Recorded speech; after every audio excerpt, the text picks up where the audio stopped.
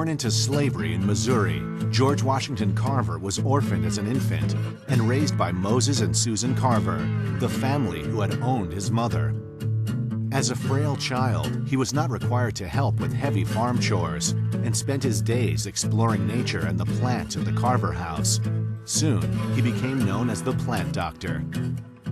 George left the Carver home to pursue an education on his own. After 2 years, he earned a certificate of merit and would have to move again in order to continue learning. He moved 75 miles away to Fort Scott, Kansas. He worked at menial jobs while trying to save enough money for school, but his life was a lonely one filled with poverty, cruelty, and prejudice. When he witnessed a black man being lynched, he fled.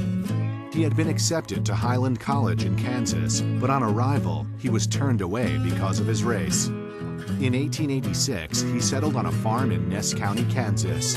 While there, he performed agricultural experiments that would later be valuable to him. George was able to save enough money for a semester at Simpson College in Iowa to study art. Out of 300 attending, he was the only black student, and he was welcomed. He was described as having a burning zeal to know everything. His art teacher was so impressed with his ability with plants and encouraged him to major in horticulture. He transferred to Iowa State Agricultural College and graduated in 1894. In 1896, having received a master's, George was offered a position by respected educator Booker T. Washington of the Tuskegee Institute in Alabama. At Tuskegee, George decided on his purpose in life. He was going to help a former slave population become self-sufficient through farming. Carver had been trained in Iowa in the natural sciences, in botany, and as a scientist and an investigator, Carver was a deeply practical man. He wanted to turn science into products that would benefit the black rural poor. He developed the Jessup wagon, a movable laboratory on wheels to help educate farmers. He encouraged them to rotate their crops to conserve the nutrients in the soil and to give up soil-depleting cotton crops.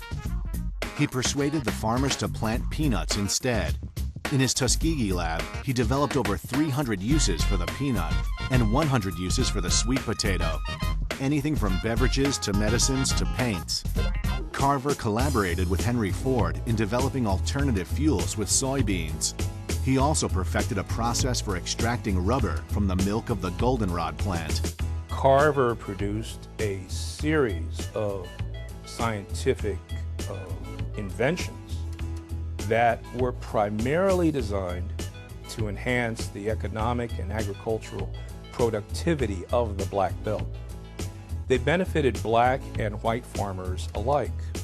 This prolific scientist was also a painter, a crocheter, and a musician, even raising money for the Tuskegee Institute by touring as a pianist. He had once turned down the opportunity to work with Thomas Edison because he believed he would do more good at Tuskegee. After World War I, by the 1920s, Carver had become something of a legend, a folk hero to the Black South. George Washington Carver died on January 5, 1943. He was buried at Tuskegee next to his friend Booker T. Washington. His tombstone reads, "He could have added fortune to fame, but caring for neither, he found happiness and honor in being helpful to the world." George Washington Carver's greatest accomplishment was in being a role model to a generation of young African American scientists who followed him.